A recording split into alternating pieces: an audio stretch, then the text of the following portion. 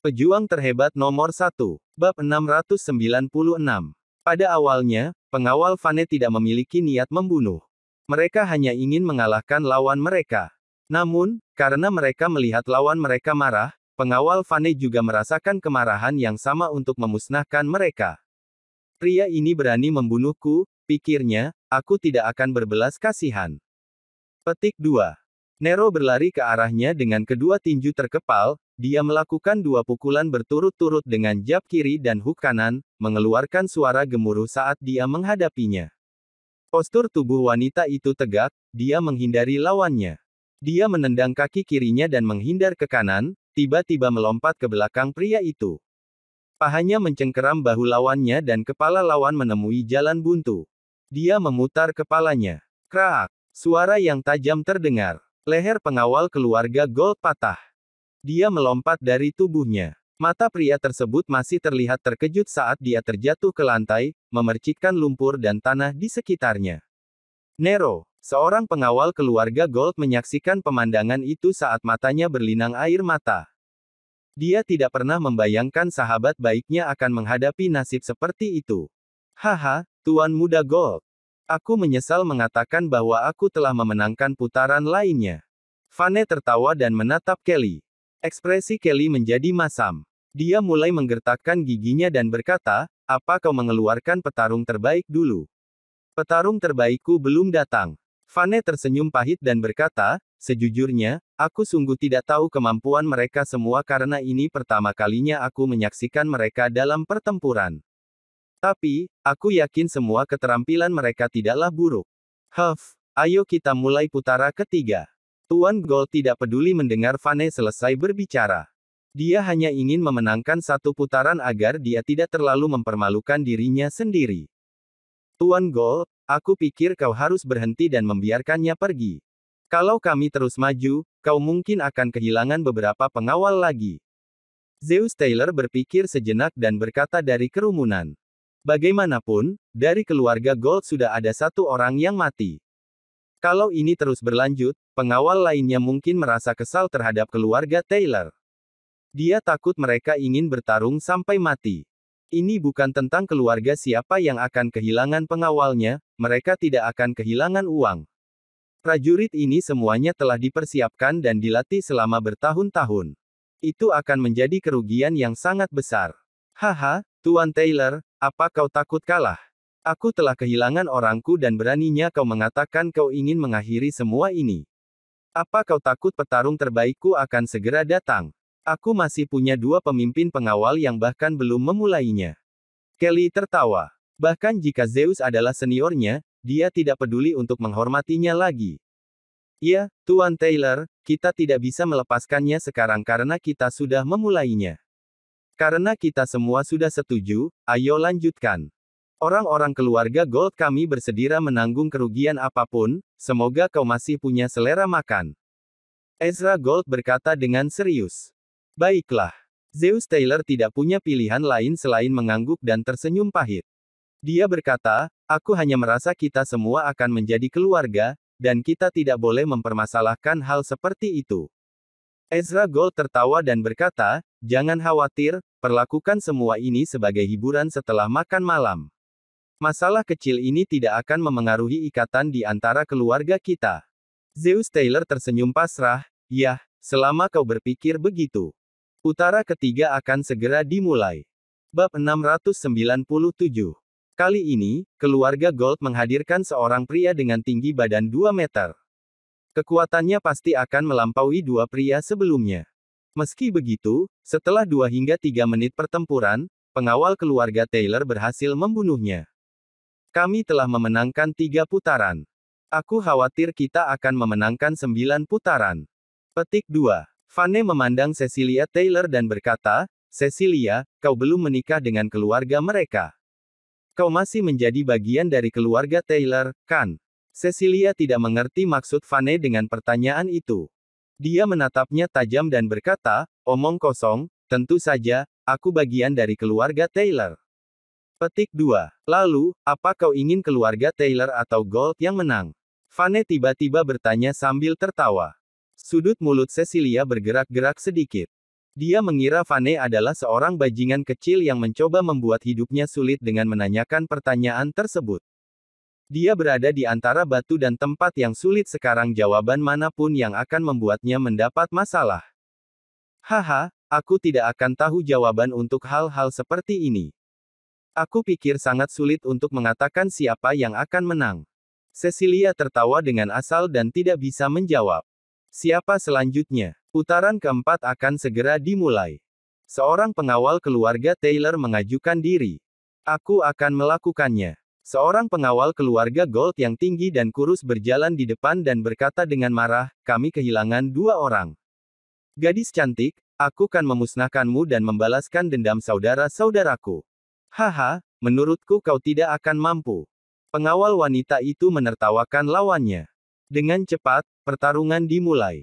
Beberapa saat kemudian, pengawal keluarga Gold juga dibunuh oleh pengawal keluarga Taylor. Ekspresi wajah seluruh keluarga Gold menjadi gelap. Setiap putaran tampaknya tidak merugikan keluarga Taylor. Bahkan pengawal utama mereka telah dikalahkan. 9 putaran kemudian, selain pengawal pertama yang pingsan, ke-8 pengawal keluarga Gold telah terbunuh. Baiklah, kompetisi sudah selesai. Terima kasih atas semua usahamu. Kalian para wanita lebih baik pulang dan beristirahat. Kau tidak perlu berjaga-jaga untuk malam ini. Aku akan mengajak kalian semua untuk makan siang besok. Vane melangkah maju dan memandang Orchid dan para wanita dengan puas. Dia berkata lagi, oh, besok suruh Elaine datang dan makan bersama kita. Baiklah, terima kasih, bos.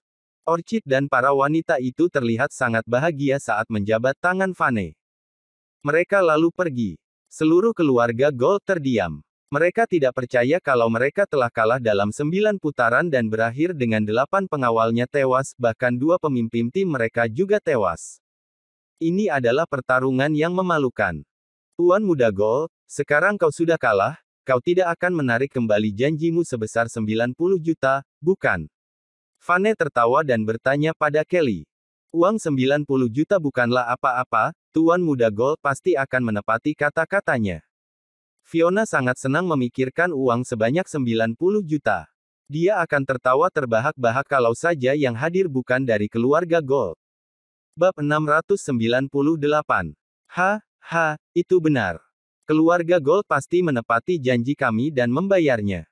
Jumlahnya hanya 90 juta, beri kami nomor rekening bank milikmu. Kelly menahan amarah di hatinya dan berkata sambil tertawa. Vane, lepaskan mereka. Zeus tidak bisa menahan diri selain memberi saran. Bagaimanapun juga, Cecilia akan menikah dengan Tuan Muda Gold.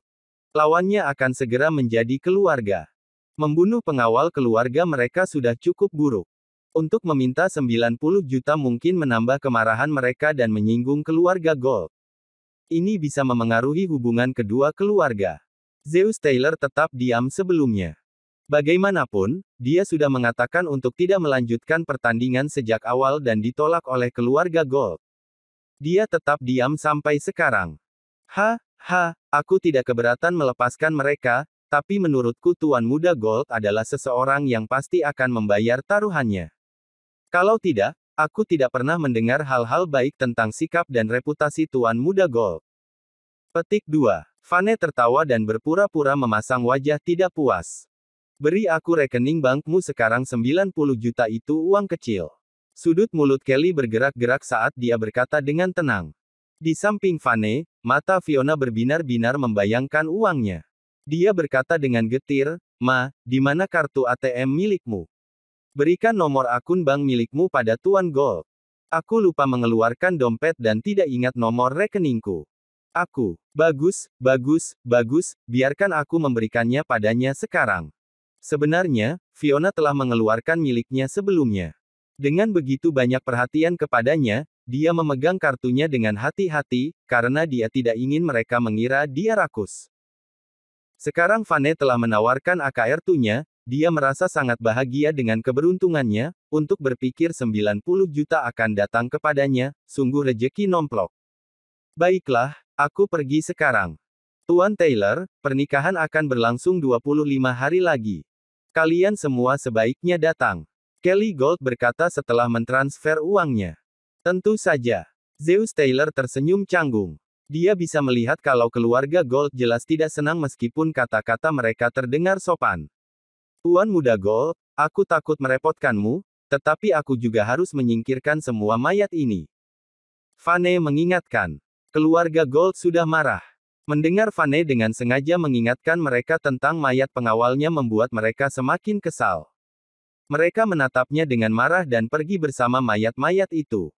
Fane, bukankah menurutmu kau terlalu kasar pada mereka?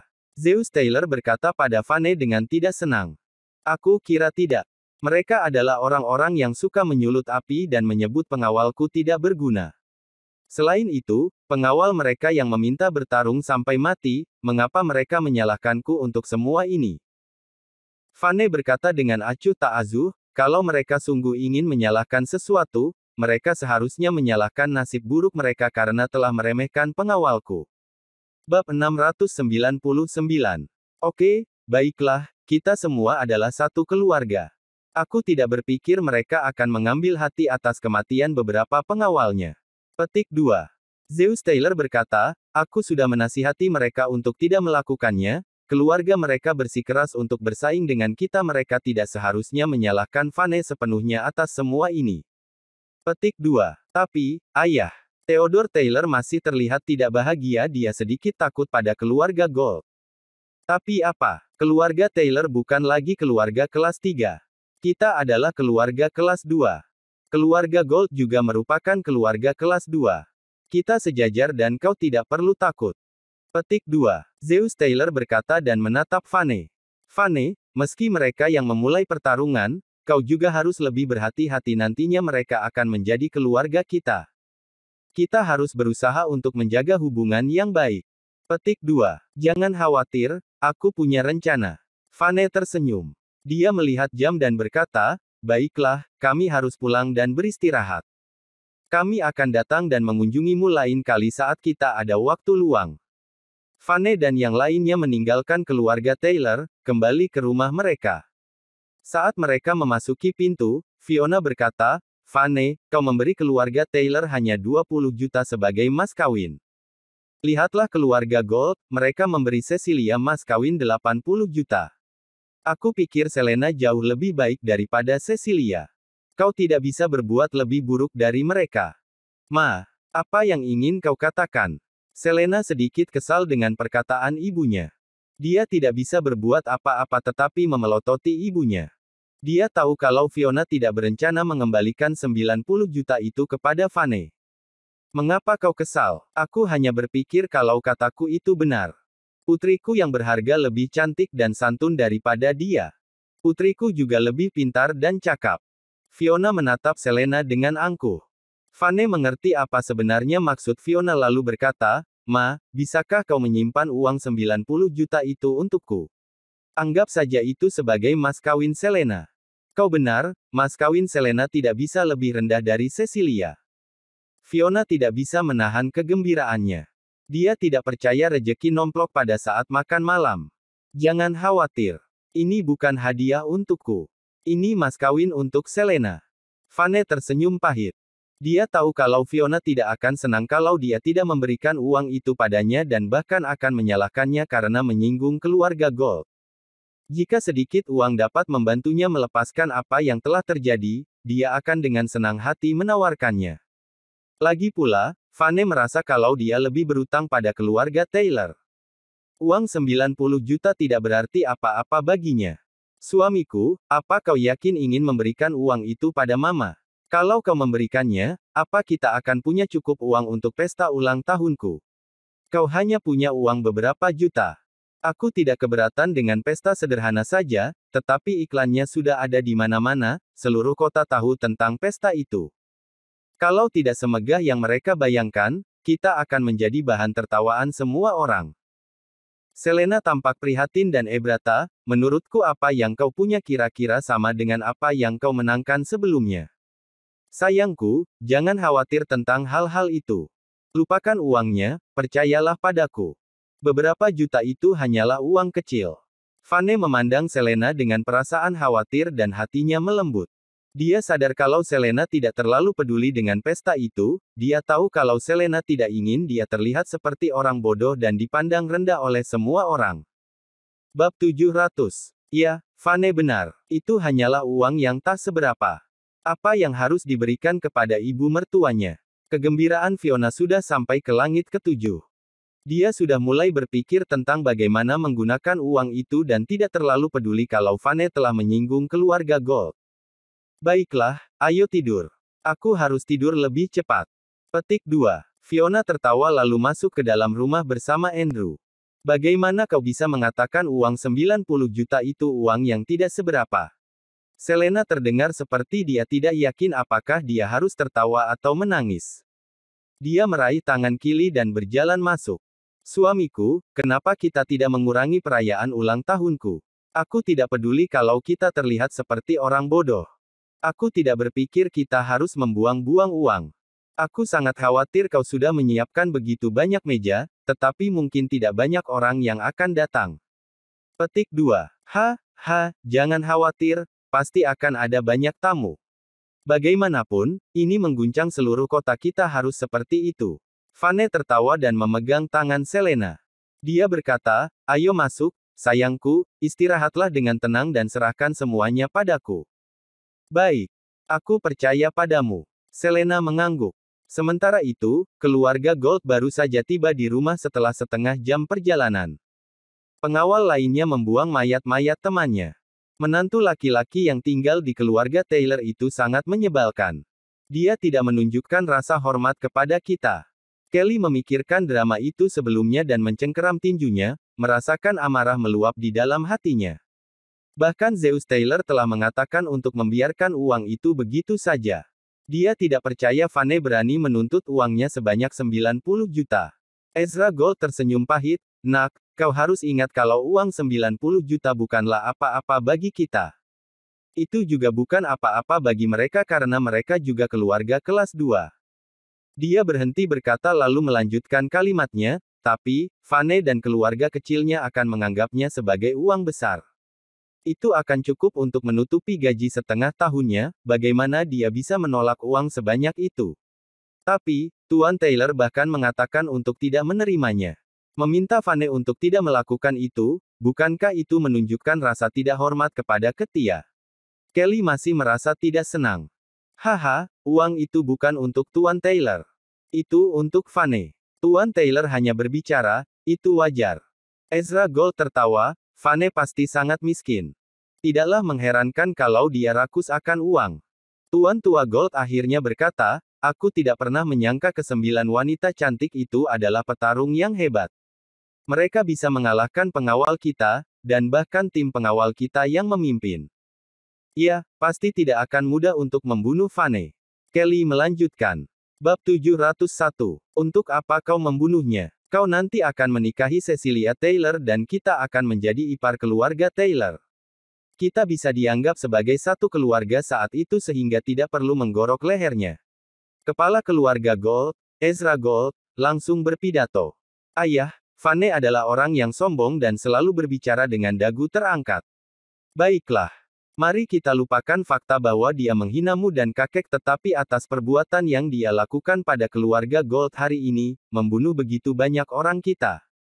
Bukankah kau ingin membalas dendam? Selain itu, jika kata-kata keluar dari tembok ini, apa hasilnya? Ini memalukan dan penghinaan terhadap keluarga Gold. Kita menantang pihak lain untuk berduel, tidak hanya sekali tapi 9 kali. Dan coba tebak, kita kalah di semua 9 ronde. Tak satu pun dari orang kita yang memenangkan satu ronde pun. Bukankah itu memalukan? Ekspresi Kelly tetap membeku. Semakin dia melihat kembali kejadian itu, semakin dalam rasa iritasi membuncah di dadanya. Kita tidak bisa melimpahkan semua kesalahan ke Vane untuk itu. Sebaliknya, aku pikir kesalahan itu ada padamu. Siapa yang menyuruhmu untuk bertaruh dengannya? Selain itu, ini bukan acara kecil dan biasa. Kau terus menekankan kalimat, tidak pernah terdengar tidak ada yang mati dalam perkelahian. Sekarang katamu pengawalnya telah membunuh pengawal kita. Ezra Gold tidak terlalu senang dengan perilaku putranya yang suka memamerkan superioritas dan keinginannya untuk menang atas orang lain. Dia berpikir bahwa putranya ini terlalu impulsif dan sembrono. Jika kita benar-benar ingin menghabisi berandalan itu, sebenarnya tidak terlalu menyakitkan. Tuan Besar Gold menggerutu dan melanjutkan, namun, menurutku tidak perlu menghabisinya sekarang. Bukannya dia terus-menerus mengiklankan bahwa pesta ulang tahun yang akan dia adakan untuk Selena Taylor, akan menggemparkan seluruh provinsi tengah. Bahwa pesta itu akan menjadi yang termegah dan paling tak terlupakan. Hari ini, dia telah mempermalukan kita semua, jadi mengapa kita tidak membalasnya pada hari itu? Kau benar, kakek. Jika kita menghabisinya sekarang, itu akan terlalu sederhana dan tidak menyakitkan baginya. Menghina dan mempermalukannya di depan ribuan orang adalah ide yang lebih baik. Ucapan kakek Gold membuat Kelly berpikir jernih. Dia pun mengangguk setuju. Kebetulan Cecilia memiliki keinginan untuk membandingkan dirinya dengan Selena dan menyarankan agar pernikahan kami dilakukan pada hari yang sama dengan pesta ulang tahun Selena. Ini adalah kesempatan bagus untuk membalas dendam. Bayangkan saja, ketika hari itu tiba, semua kerabat keluarga Taylor akan datang ke pernikahan kami alih-alih pesta ulang tahun Selena. Banyak tamu dari keluarga tingkat tinggi akan hadir di pernikahan kami dan tidak ada yang akan pergi ke pesta mereka. Mewahahaha. Hanya dengan memikirkannya saja sudah membuat suasana hatiku menjadi melambung tinggi. Kakek Gold mengangguk untuk menunjukkan persetujuannya.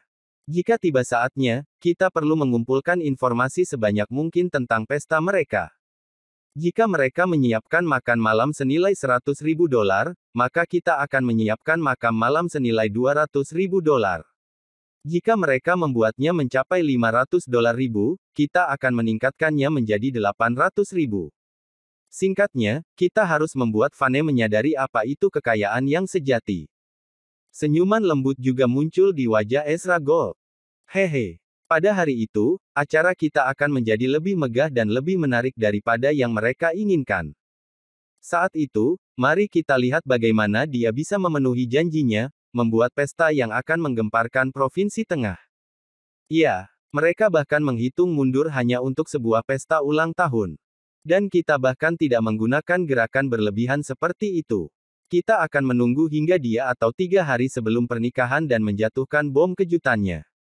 Ini akan menjadi penghinaan total bagi mereka ketika iklan mereka lebih keras dari kita, tetapi acaranya tidak sebesar milik kita. Memalukan. Rasa puas diri muncul di sudut mulut Kelly.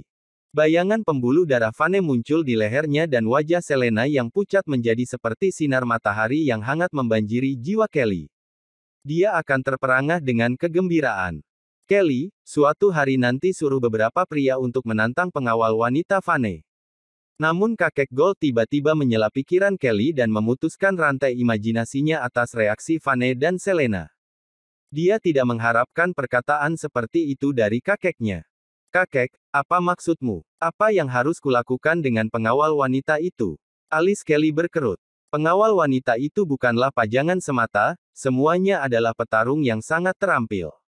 Hal yang paling membuatku khawatir adalah aku merasa mereka belum mengungkapkan kekuatan penuhnya.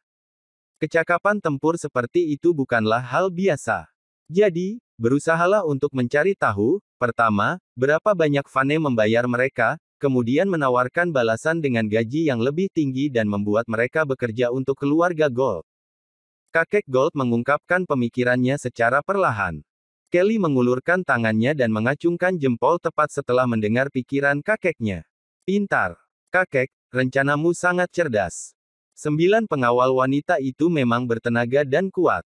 Jika kita bisa membuat mereka bekerja untuk kita, itu akan luar biasa. Haha. Pada saat itu, Vane akan muntah darah sampai mati. Biarlah amarah menguasai dia, oke. Ezra Gold juga tertawa mendengar ide tersebut. Bab 702. Keesokan paginya, Kelly pergi dengan beberapa pengawalnya untuk melaksanakan rencana pemungkasnya.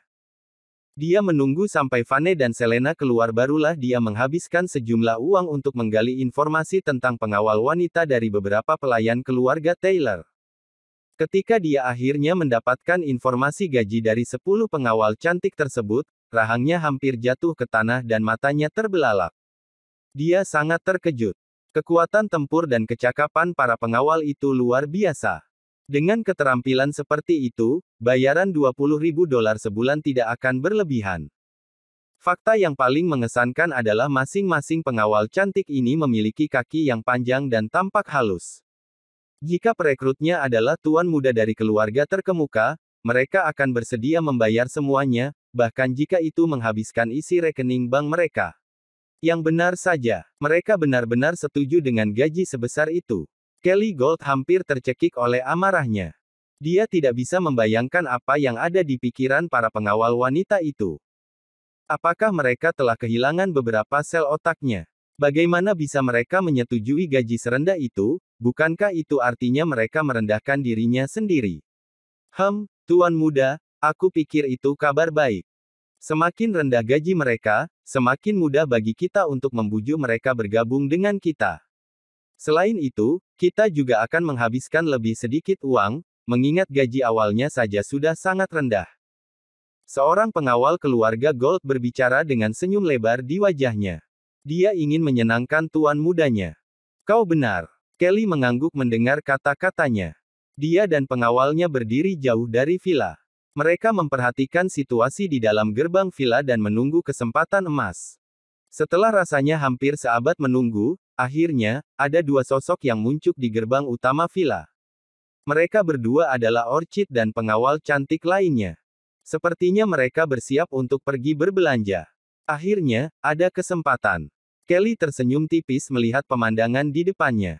Dia segera memerintahkan beberapa pengawal untuk membuntuti kedua wanita cantik itu bersamanya. Tidak lama setelah Orchid dan pengawal cantik lainnya meninggalkan villa, mereka merasakan ada seseorang di belakang mereka. Keduanya lalu berhenti dan segera berbalik. Oh, ternyata Tuan Muda Gold. Hehe, apakah kau merasa kesal dengan apa yang terjadi kemarin, karena tidak ada dari pengawalmu yang berhasil mengalahkan kami? Sekarang kau membawa semua orang ini bersamamu untuk membuat masalah. Secepat ini, mencoba menggunakan jumlah orang untuk menekan kami, untuk membunuh kami. Orchid mencibir dengan nada suara dingin yang membekukan ketika menyadari orang yang membuntuti mereka adalah Kelly Gold dan pengawalnya. Tenanglah. Itu hanya kesalahpahaman. Kelly terkekeh canggung dan mendekati keduanya. Ia lalu menjelaskan, oh, kedua nona cantik ini benar-benar salah paham.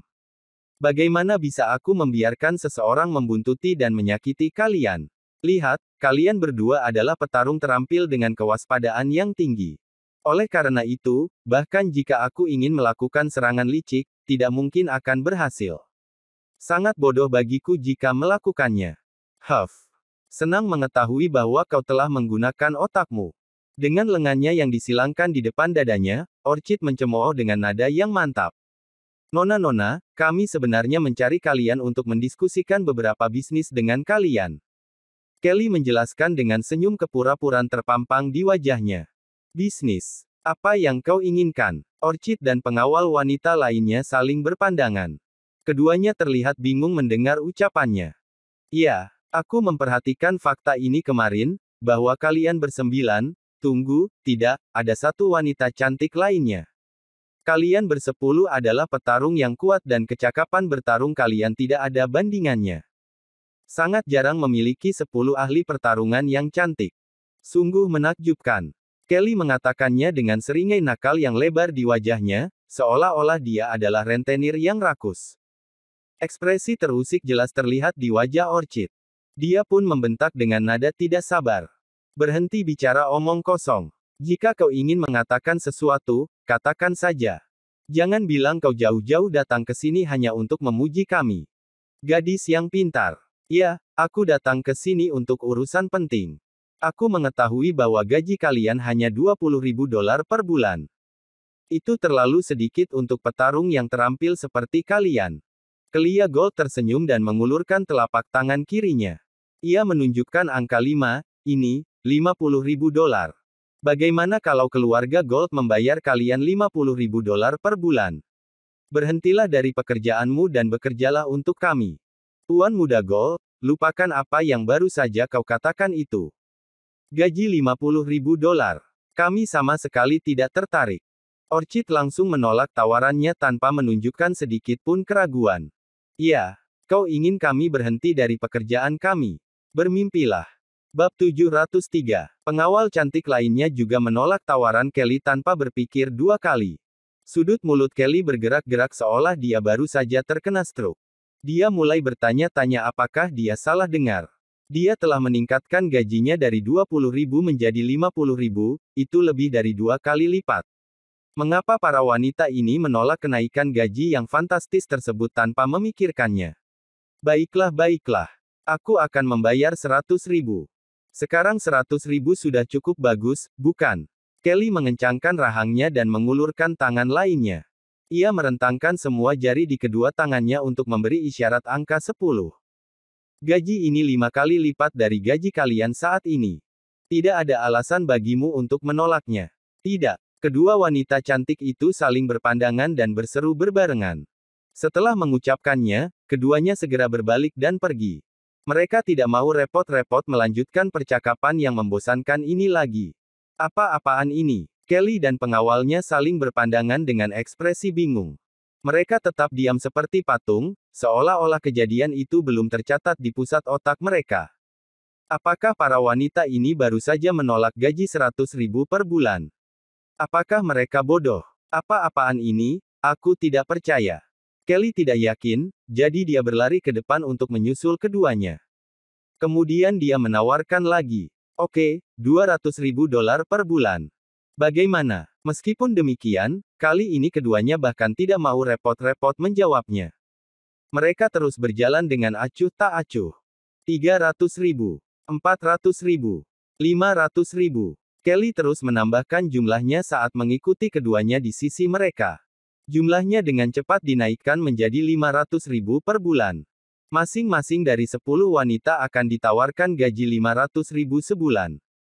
Itu artinya akan menjadi 60 juta per tahun. Biaya untuk menyewa 10 pengawal ini sudah sangat tinggi. Kendati demikian, Kelly tidak yakin dengan penolakan tersebut dan tidak yakin para pengawal wanita ini akan menolak bayaran setinggi ini. Akhirnya, Orchid dan pengawal lainnya berhenti. Kelly menunjukkan senyum kemenangan ketika keduanya akhirnya berhenti untuknya. Dia berpikir bahwa masih ada harapan. Dia pun berkata dengan penuh harap, bagaimana? Gaji 500.000 sebulan dan kalian semua akan ditawarkan dengan jumlah yang sama. Angka ini dianggap tinggi di pasaran para pengawal, bukan? Tuan Muda Gold, kau tidak akan menyerah, ya. Bahkan jika kau menawari kami $1 juta, tidak ada satupun dari kami yang akan menerimanya, apalagi 500.000. Orchid memberinya senyuman tanpa ekspresi. Ia memberikan pernyataan yang akan mematahkan harapan Kelly dan menghentikannya untuk bermimpi. Apa-apaan ini? Rahang Kelly seperti jatuh ke tanah dan matanya terbelalak. Mengapa kau menolak tawaran sebesar itu? Apakah kau sudah gila atau bodoh? Kau benar-benar menolak gaji setinggi itu. Apakah kalian ini penggemar berat Fane? Kalau tidak, mengapa kau bisa puas hanya dengan gaji 20.000 per bulan? Itu karena Tuan Fane adalah Tuan Fane. Kami mengikutinya hanya karena dia adalah Tuan Fane, pesona pribadi Tuan Fane lah yang membuat kami tidak diragukan lagi akan terus mengikutinya. Ini tidak ada hubungannya dengan uang. Jadi sekarang, bisakah kau pergi? Orchid tersenyum lalu di detik berikutnya dia pergi bersama pengawal lainnya. Di sisi lain, Kelly dan pengawalnya berdiam di tempat yang sama dan benar-benar tercengang. Setelah beberapa saat yang terasa seperti seabad, Kelly hanya sedikit bergerak. Dia lalu menoleh ke arah pengawalnya dan bertanya dengan nada tidak percaya, pesona pribadi Tuan Fane. Apakah kau mendengarnya dengan benar? Tidak, kau tidak salah dengar. Apa menurutmu itu karena Fane tampan? Atau kebaikan hati yang membentuk pesona pribadinya? Salah satu pengawal berhasil memuntahkan beberapa pemikirannya setelah memeras semua isi otaknya. Dia menatap Kelly dengan kebingungan yang tertulis di wajahnya. Aku tahu. Pasti Fane memiliki hubungan romantik rahasia dengan wanita-wanita ini sejak lama. Pengawal lain tiba-tiba berkata seolah-olah kebenaran telah memasuki otak kecilnya. Dia menebak dengan berani. Coba pikirkan saja, wanita pada dasarnya adalah penggemar cinta dan romansa. Biasanya, mereka akan dibutakan dan disilaukan oleh cinta. Dengan demikian mereka akan membuat keputusan yang tidak rasional. Mereka mamalia emosional yang tidak bisa berpikir logis. Kalau tidak, bagaimana mereka bisa memilih gaji 20.000 daripada 500.000? Itu pilihan yang bodoh. Ini membuktikan romansa rahasia Vane dan para wanita ini. Mereka lebih suka mengambil 20.000 daripada meninggalkan Vane. Astaga, itu sangat masuk akal. Sial, Vane, si berandalan itu memang sesuatu ya. Ke-10 wanita cantik itu adalah koleksinya. Sial, si berandalan itu sangat pandai menggoda dan merayu, bukan? Kelly mengangguk, ekspresi wajahnya penuh kekaguman dan kecemburuan. Betapa dia sangat ingin dia menjadi Vane sekarang. Bab 704. Pada akhirnya, Kelly tidak punya pilihan lain selain kembali ke kediaman Gold dengan wajah muramnya. Ezra Gold mengerutkan keningnya saat Kelly muncul di hadapannya. Dia kemudian bertanya, "Ada apa?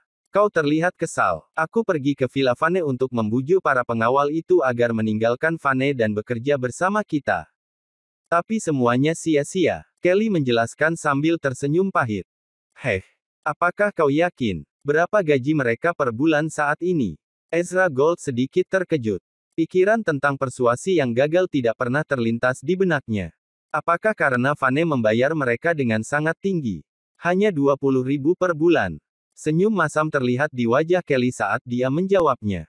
"Cuma 20.000. Apakah kau sedang bercanda? Mereka hanya berpenghasilan 20.000 sebulan dan kau bahkan tidak bisa membuat mereka meninggalkan Vane. Seharusnya itu sangat mudah." Ekspresi wajah Ezra berubah menjadi rasa terkejut yang tidak menyenangkan. Matanya pun terbelalak lebar sebesar piring. "Ayah, mereka dengan bangga mengklaim bahwa mereka mengikuti Vane karena pesona pribadinya dan bahkan jika aku menawari mereka 1,5 juta atau bahkan 1 juta sebulan, mereka tidak akan bergeming sedikit pun." Kelly menambahkan lebih jauh dan senyumnya pahit. Pesona pribadi, bisakah kau percaya itu?" Mulut Ezra langsung tertutup selama beberapa detik saat mendengar penjelasan Kelly. "Pesona pribadi? Apa alasan omong kosong itu? Aku pikir mereka mungkin memiliki hubungan romantik dengan Vane. Jika tidak, bagaimana bisa mereka menolak uang?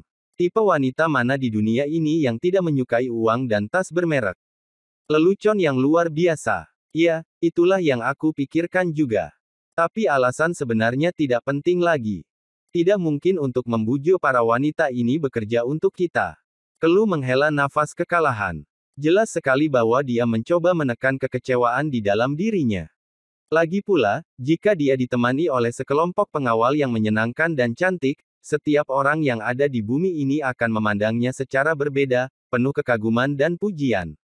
Pada siang hari, Vane, Fiona, dan yang lainnya menuju ke restoran kelas atas di hotel mewah, dengan tim pengawal bersama dengan mereka. "Tuan Vane, apakah kau serius ingin mentraktir kami makan siang? Kau sangat murah hati." Orchid tidak bisa menyembunyikan senyumnya dan jelas sangat gembira. "Tentu saja. Kalian membantuku memberi keluarga Gold pelajaran yang tak terlupakan.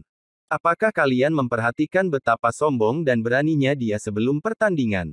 Lalu, bagaimana ekspresinya berubah menjadi salah satu yang paling jelek dan paling suram, yang sudah lama tidak kulihat. Aku sangat senang." Vane menjawab dan tawa hangat keluar dari mulutnya. Aku sangat frustasi. Aku sangat rugi. Tadi malam adalah kesempatan yang tak ternilai bagiku untuk menunjukkan kemampuan tempurku, namun aku tidak ada di sana.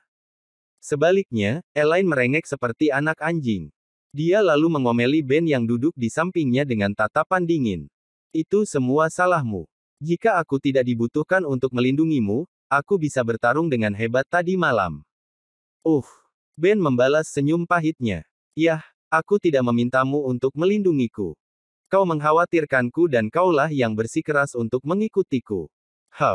Jika bukan karena Tuan Vane yang mengkhawatirkan kesehatanmu dan memintaku untuk melindungimu, aku bahkan tidak ingin dekat denganmu. Aku masih harus menahan mulut ganas dan berbisamu setiap hari saat tugasku hanya melindungimu." Elaine mencibir dengan marah. "Baiklah, baiklah. Jangan marah. Ayo, aku akan menuangkan minuman untukmu. Terima kasih telah menjadi pengawal yang paling bertanggung jawab dan melindungiku setiap hari." "Apakah itu bagus sekarang?" Ben merasa kalah. Dia lalu membuka anggur merah dan menuangkan segelas untuk Elaine. "Setidaknya kau tahu bagaimana mengucapkan terima kasih." Bab 705. Elaine mendengus dengan dingin. Senyum di bibirnya terbentuk di sudut mulutnya dan ia tersenyum dingin. Ahem, Vane, karena ini adalah kesempatan langka untuk mengumpulkan semua orang untuk makan siang, hari ini tagihannya ada padaku. Tiba-tiba, Fiona berseru diikuti oleh tawa cekikikan. Vane dan Selena langsung saling berpandangan dan mata mereka dipenuhi ekspresi ketidakpercayaan. Pikiran tentang Fiona yang murah hati dan mentraktir semua orang makan siang dengan uangnya sendiri tidak pernah terlintas dalam pikiran mereka. Mama yakin, aku yang akan membayarnya, oke. Jangan khawatir tentang itu. Kesopanan yang anggun pun muncul di wajah Vane.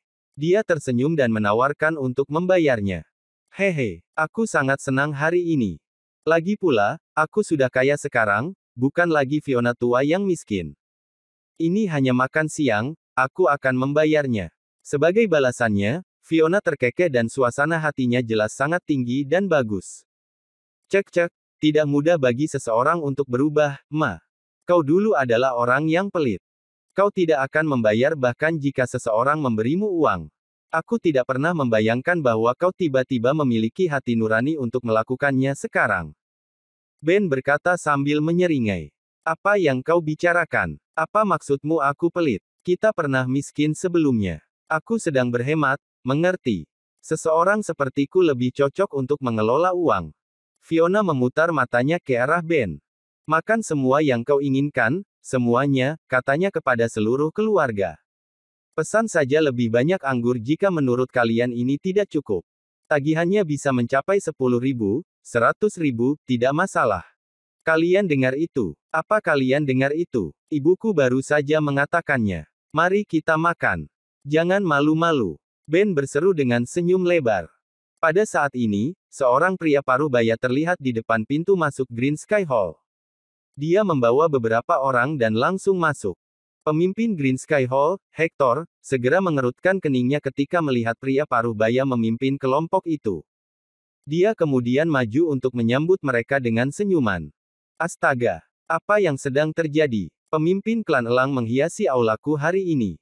Aku memiliki perasaan bahwa seorang tamu terhormat akan datang berkunjung hari ini, tetapi tidak pernah membayangkan bahwa itu adalah kau, Tuan Neman. Li Neman, pemimpin klan elang tersenyum lemah. Master Zaborowski, aku punya masalah untuk dibicarakan denganmu hari ini, katanya. Mari Ketia bicara di dalam. Tidak nyaman berbicara di sini dengan begitu banyak orang di sekitarnya. Oh, kalau begitu baiklah.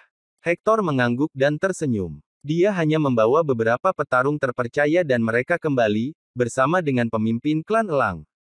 Hehe, Tuan Neman, kau terlalu sopan. Panggil saja aku Tuan Zaborowski. Itulah panggilan yang biasa dilakukan oleh orang-orangku. Rasanya aneh jika kau memanggilku, Master. Haha, tidak masalah jika aku memanggilmu Master Zaborowski atau Tuan Zaborowski. Itu tidak mengubah fakta bahwa kau yang mengambil keputusan di sini. Li tertawa terbahak-bahak. Kelompok itu dengan cepat masuk ke aula penerimaan dan duduk di kursi. Baiklah, Tuan Newman. Tidak ada orang luar di sini. Sekarang kau dapat mengatakan apapun yang ingin kau katakan. Terakhir kali kita bertemu pasti 2 tahun yang lalu. Kau tidak akan datang menemuiku jika tidak ada yang terjadi. Hector masih tersenyum. Dia tampak hangat dan ramah di permukaan. Wajah Li berubah menjadi lebih berat. Dia menatap lurus ke arah Hector. Belum lama ini, 300 orang dari klan elang tewas, katanya. Mereka dibunuh di hutan di luar kota. Salah satunya adalah bagian dari kader penerusku, Baldi. Pernahkah kau mendengar tentang kejadian ini, Tuan Zaborowski? Hector mengambil cangkir tehnya dan perlahan menyesapnya. Lalu dia menganggukkan kepalanya. Tentu saja aku pernah mendengarnya.